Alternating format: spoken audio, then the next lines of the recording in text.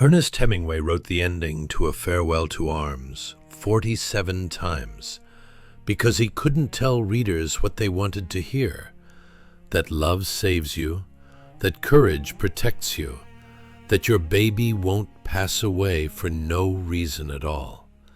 He spent 10 years learning this truth after a mortar shell tore him apart in Italy and a nurse broke his heart. And he wrote a book that still devastates readers a century later. We live in a world that constantly tells us love conquers all, that if we're brave enough and work hard enough, we can control our fate. Social media shows us perfect relationships. Self-help books promise that suffering has meaning. And then something happens. Someone you love passes away. A relationship ends. A dream collapses. And you realize those were lies. That's what Hemingway understood in 1918, and it's what makes A Farewell to Arms feel more relevant now than ever. Ernest Miller Hemingway was born in Oak Park, Illinois in 1899, the son of a doctor and a music teacher.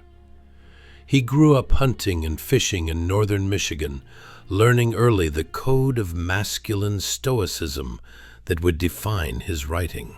When World War I erupted across Europe, Hemingway was desperate to prove himself in combat, but his left eye had been permanently damaged in a childhood boxing accident. The Army rejected him. The Navy rejected him. But the Red Cross accepted volunteers without the same stringent physical requirements. And in May of 1918, the 18-year-old Hemingway sailed for Europe as an ambulance driver. He arrived at the Italian front in June, just as the Austro-Hungarian army was launching a massive offensive. Hemingway volunteered for the most dangerous duty, running a mobile canteen that delivered cigarettes, chocolate, and supplies to forward positions. On July 8, 1918, at the village of Fossalta di Piave, Hemingway was sitting in a forward trench eating cheese and chocolate when an Austrian mortar shell exploded less than 10 feet away. The blast took the life of the soldier beside him instantly and embedded over 200 pieces of shrapnel into Hemingway's legs. Despite his wounds, he carried another injured soldier to safety before collapsing. He would later say he felt his soul leave his body at the moment of impact, an experience that haunted him for the rest of his life. Hemingway was evacuated to a Red Cross hospital in Milan, where he met Agnes von Kurowsky, a beautiful 26-year-old nurse from Washington, D.C. She was 7 years older than Hemingway, sophisticated and independent. He fell desperately in love with her, and they conducted a romance throughout his recovery that summer. Agnes seemed to return his feelings. They talked of marriage.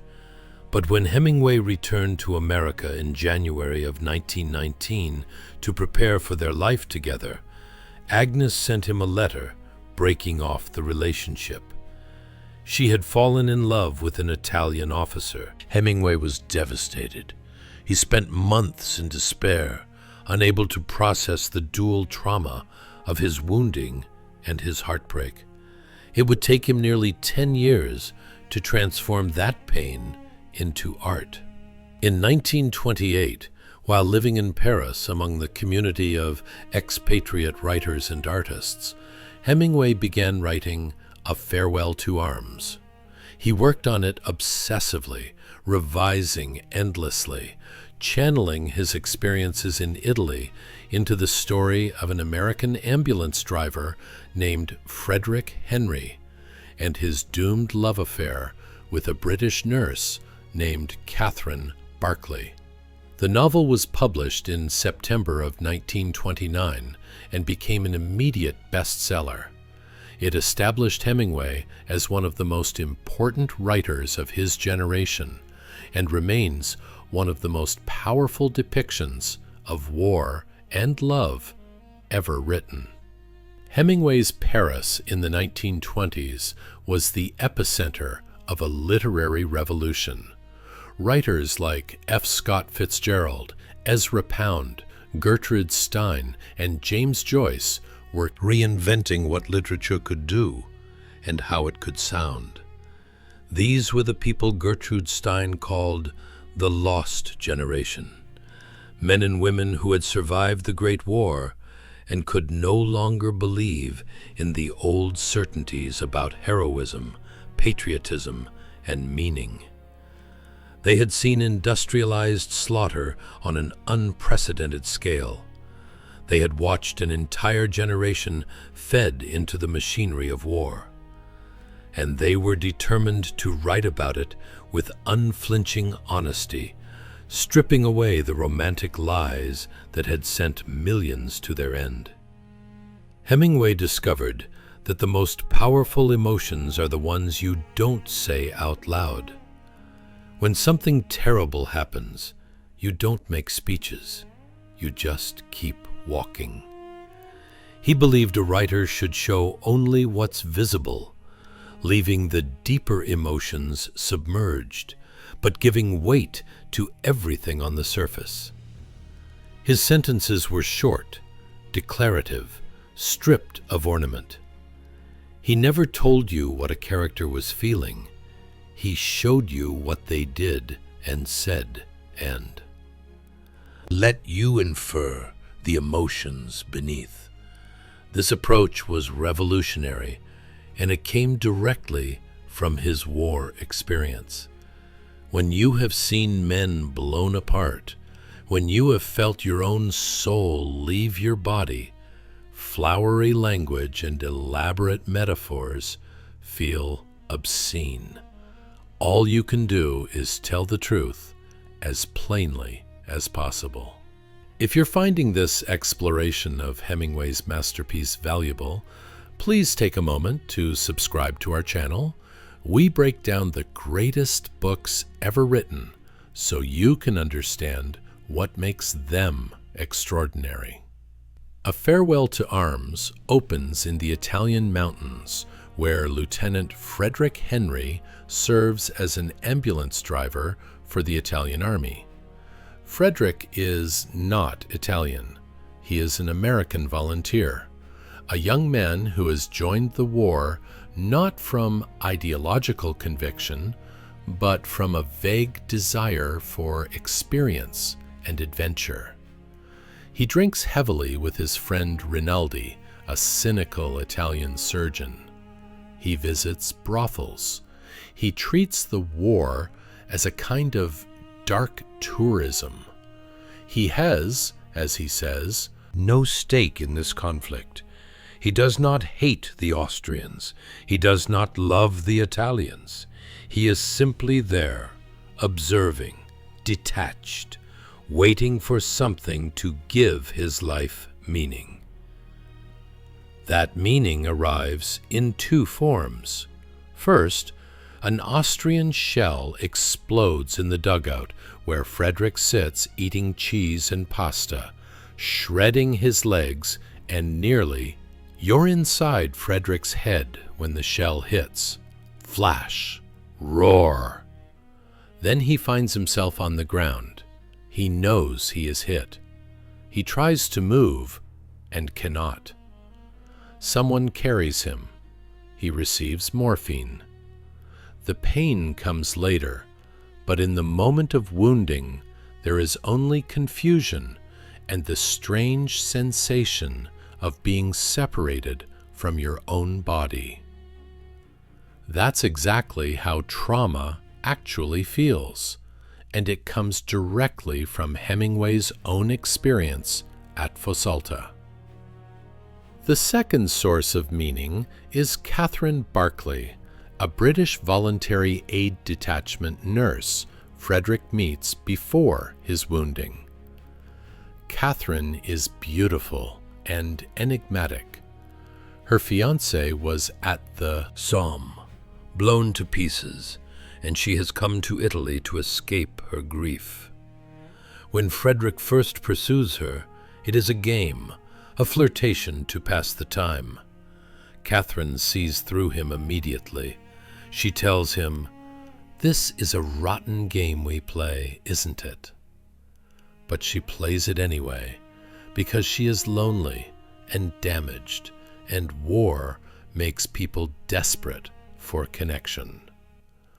What begins as a cynical seduction gradually becomes something real. After Frederick is wounded and sent to a hospital in Milan to recover, Catherine is transferred there to care for him, and they fall genuinely in love. Their summer in Milan is one of the most tender passages in Hemingway's work. They have a room with a view of the cathedral. They drink wine. They make love. They talk about their future together. Catherine becomes pregnant, and though they are both frightened, they are also happy. Hemingway shows us the small domestic details of their life together, the breakfast trays and the afternoon walks, and the nights when the heat makes it hard to sleep. These details matter because they are so fragile. Frederick and Catherine are building a private world inside the larger world of war, and we know even as they build it that it cannot last. Frederick's two friends represent the poles of his dilemma. Rinaldi, the surgeon, is a pure hedonist. He drinks, he pursues women, he performs brilliant operations and then gets drunk to forget them. He believes in nothing except pleasure and skill. The priest, by contrast, is a gentle idealist who believes in love and faith and the possibility of goodness even in wartime. Frederick is caught between them, between cynicism and belief, between the physical and the spiritual. His love for Catherine pulls him toward the priest's worldview, toward the idea that something transcendent might be possible. But the war keeps pulling him back toward Rinaldi's nihilism. When Frederick's medical leave ends, he returns to the front, and Hemingway's novel shifts into a different register entirely. The romantic summer in Milan gives way to one of the most harrowing depictions of war in literature, The Retreat from Caporetto. October 1917. The Italian army is collapsing. In one of the greatest military disasters of World War I, the Battle of Caporetto sees 300,000 Italian soldiers wounded or captured in just 2 weeks. A combined German and Austro-Hungarian force breaks through the Italian lines in the mountains, and the entire Italian Second Army disintegrates.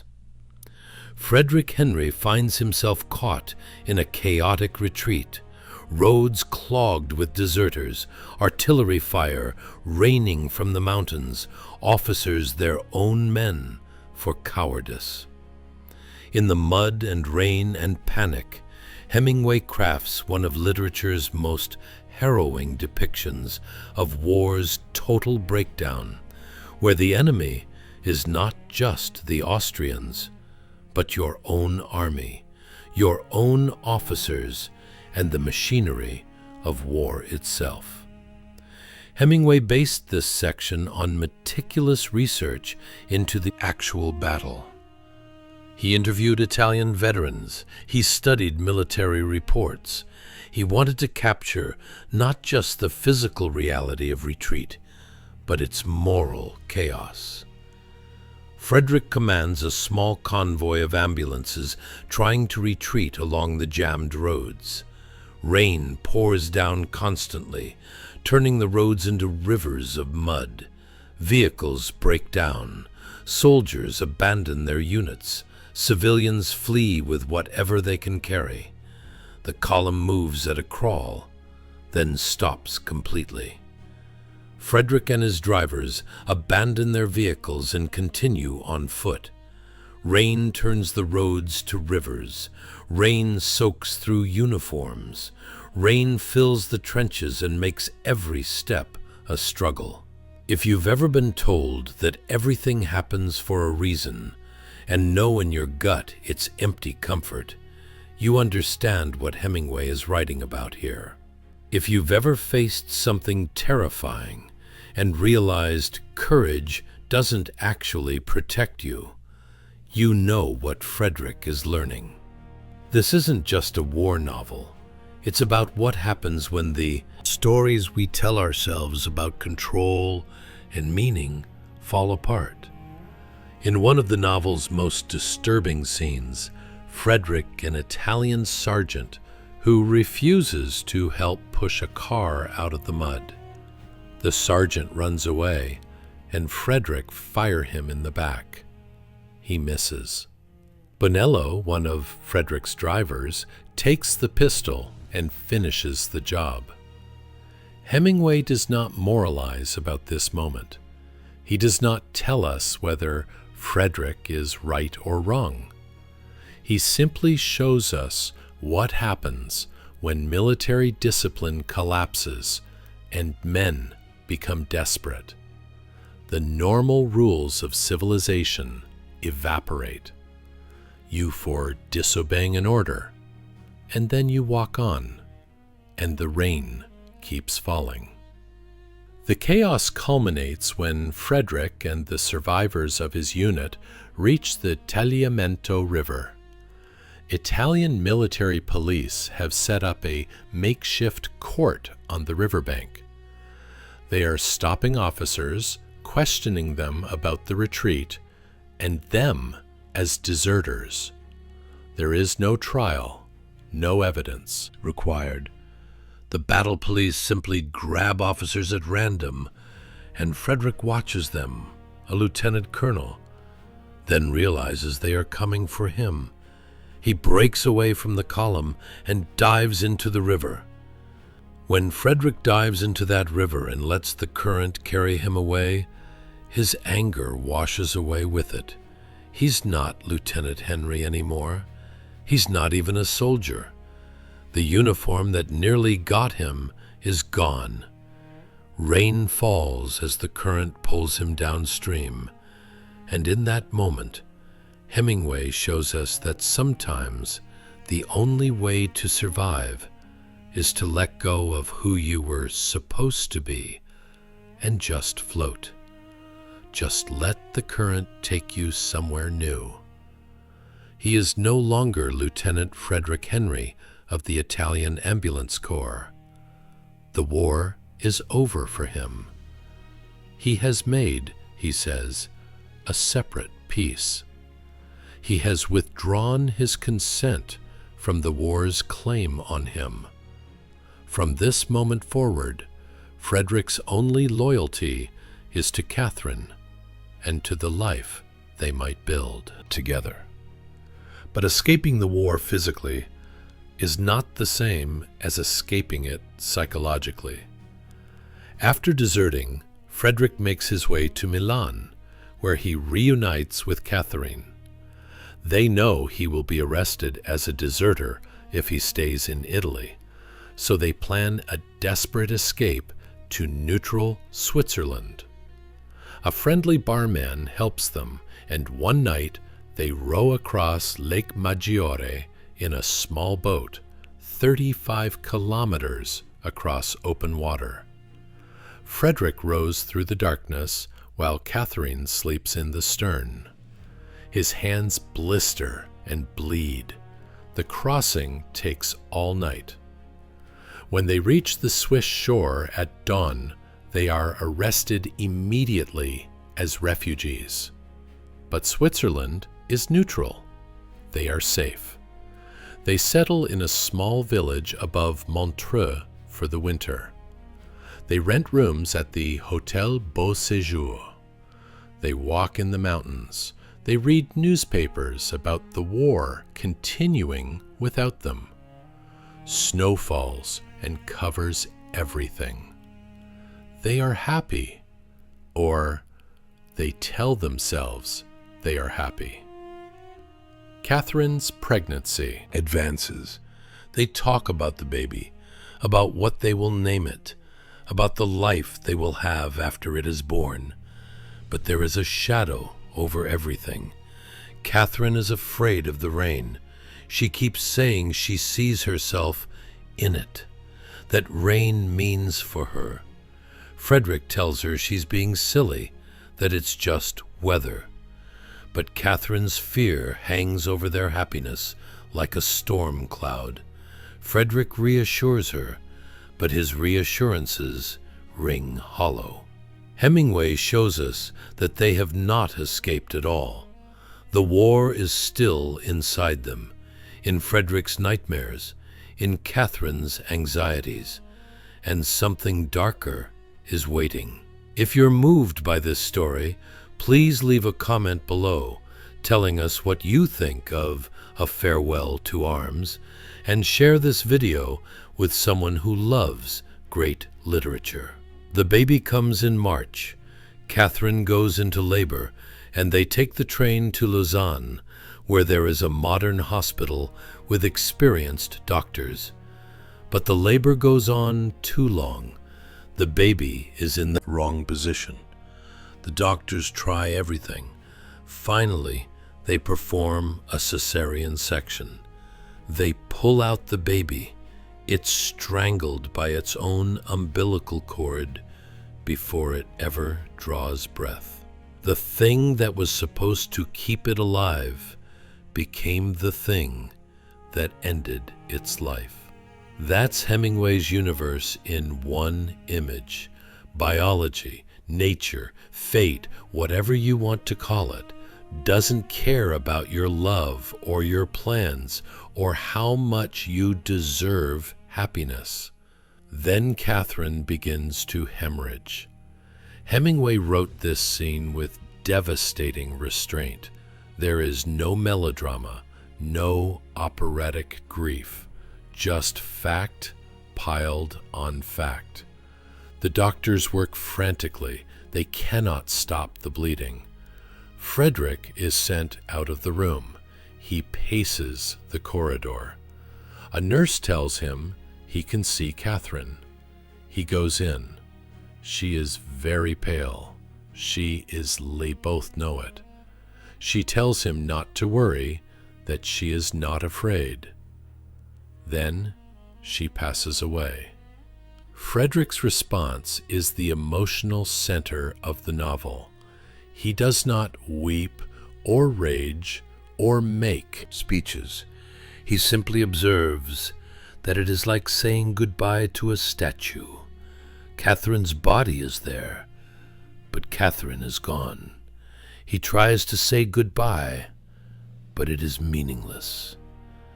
After the nurses make him leave, he walks back to his hotel through the rain she was always afraid of, the rain that means is just something that happens, like weather, like anything else you can't control. That is how the novel ends, not with consolation or redemption or meaning, just with a man walking alone in the rain after the woman he loves has perished. Hemingway wrote 47 different versions of this ending. He knew it was the most important moment in the book, and he struggled to find the right tone. In early drafts, he had Frederick philosophize about and fate, but those versions felt false. Finally, he stripped everything away and left only the image, walking back to the hotel in the rain. Hemingway never tells you Frederick is devastated. He just says it's like saying goodbye to a statue. That one detail tells you everything. It is one of the most powerful endings in American literature because of what Hemingway refuses to give us. He refuses consolation. He refuses meaning. He refuses the lie that suffering teaches us something or makes us better. Catherine passes away for no reason. The baby is lost for no reason. Love cannot save them. Courage cannot save them. There is no lesson, no redemption, only the brutal fact of loss. When someone tells you to find meaning in suffering, to look for the lesson or the silver lining, remember that Hemingway refused to do that. He looked at the end of life and saw only the end of life. No purpose, no plan, just rain and walking, and the weight of continuing when everything's gone. Earlier in the novel, Frederick says that the world breaks everyone, and afterward many are strong at the broken places. But some it ends. It ends the very good and the very gentle and the very brave. Impartially. If you are none of these, you can be sure it will end you too, but there will be no special hurry. This is Hemingway's philosophy in its starkest form. The universe is indifferent to human suffering. The end of life comes for everyone, and it makes no distinction between the good and the bad. Love is real and precious, but it is also temporary. It cannot protect you. All it can do is give you something worth having while you are alive. This bleakness shocked many readers when the novel was published in 1929. Some critics called it nihilistic, despairing, morbid. But the generation that had survived the Great War recognized its truth. They had seen enough to know that Hemingway was not exaggerating. The world does break everyone. The machinery of war does impartially. And love, however real and powerful, cannot ultimately save us from our biological fate. Catherine in childbirth, the most natural and ancient of dangers. Even in neutral Switzerland, even in a modern hospital, even with Frederick's love, she cannot escape the trap of her own body. A Farewell to Arms became an immediate bestseller and established Hemingway as a major literary figure. It has never been out of print. It has been translated into dozens of languages. It has influenced generations of writers who learned from Hemingway's approach. The novel stands alongside The Sun Also Rises and For Whom the Bell Tolls as one of Hemingway's masterpieces, and many critics consider it his finest achievement. It is a monument to the lost generation's disillusionment, but it is also something more universal. It is a book about how we face loss, how we keep going when everything we love is taken from us, and how we find dignity in a world that offers no guarantees. Hemingway himself never escaped his war wounds. He suffered nightmares for 40 years. He drank to forget. He married 4 times, always searching for something he couldn't name. In 1961, at 61 years old, suffering from depression and paranoia and physical decline, he took his own life with a firearm. But before all that, when he was only 29 years old and still fighting to make sense of his pain, he wrote this ending. A man walking back to his hotel in the rain after the woman he loves has perished. No speeches, no meaning, just rain and walking and loss. And somehow that image, stripped of every consolation and every lie, feels truer than anything else you'll read about grief, because that's what it actually is. Not noble, not meaningful, not character building, just rain, just walking, just the fact that you have to keep going even when you don't want to, even when there's nowhere to go.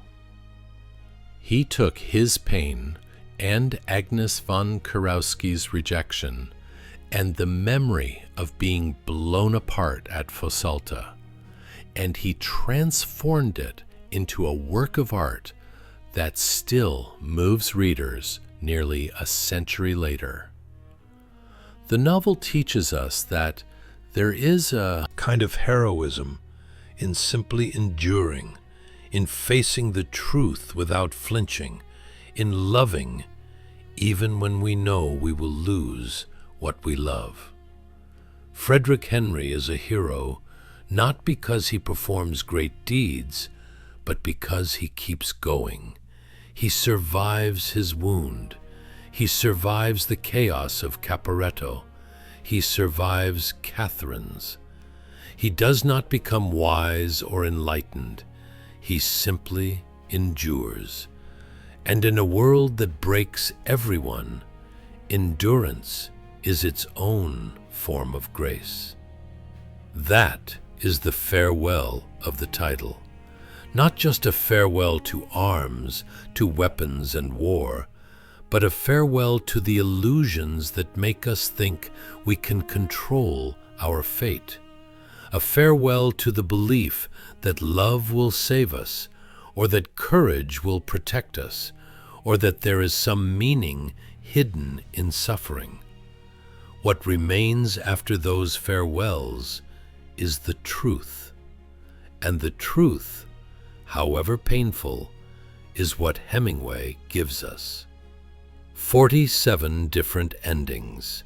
The one he chose was the one that refused to lie to you. That's what makes A Farewell to Arms devastating. And that's what makes it great. If this exploration showed you something you needed to see about grief, about loss, about what it means to keep walking when everything falls apart, subscribe to this channel. We break down the books that tell the truth, even when the truth hurts. Leave a comment telling us about a book that devastated you, and share this with someone who needs to know they're not alone in feeling broken. Because, as Hemingway knew, the world breaks everyone. Some of us just keep walking anyway.